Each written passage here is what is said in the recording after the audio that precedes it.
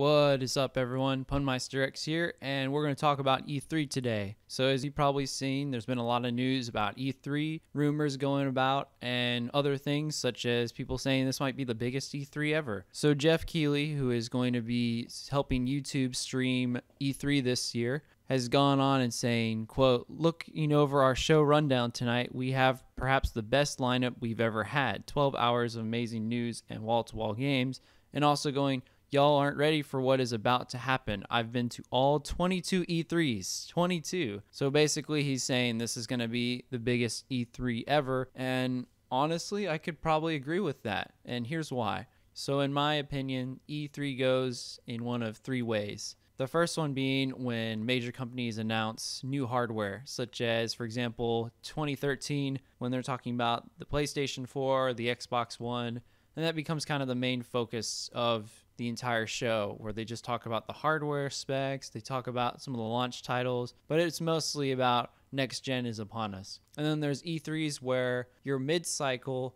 and when you're mid-cycle, there's a bunch of games coming out, and it's usually, in my opinion, the better ones, where you have a bunch of games that are going to come out either this year or next year. They're all quality games. In my mind, thinking about E3 2007, where we had Halo 3 coming out, Mass Effect, the Orange Box, just to name a few. But that, in my mind, stuck out because there were so many games that had been announced that were either coming out that year or in the next year. And because of that, it made it a great E3. And then the third type of E3 where there's just literally not much to talk about, like say the very end of a console life cycle, right before they announce new hardware, where it's just like, yeah, well, we've got some games to talk about, but they're not really our main focus at the moment. We're mostly focusing on hardware that we can't announce yet. So this year, based on all the rumors going about, we're going to get a mix of new hardware, mostly new hardware upgrades, like a new Xbox One and an upgraded PlayStation 4, as well as a bunch of games that, because we're mid-cycle now, a bunch of games that are going to come out either this year or next year. And that's not really something we see very often. In fact, I don't think we've ever seen something like this. Obviously, we're still in a transition in console life cycles, because now it's like consoles aren't powerful enough. Do we just start doing what Apple does and refresh every couple years with new hardware, or do we just hit it off for every 5 years and then upgrade? But it seems like they're going to try to do the Apple model this year, and that's never really been done except for maybe the Sega CD and the 32X. Yeah, let's not talk about that. It's something that's never been done before, on top of the fact that we have a bunch of new games coming out that I'm excited for and a bunch of other people are excited for.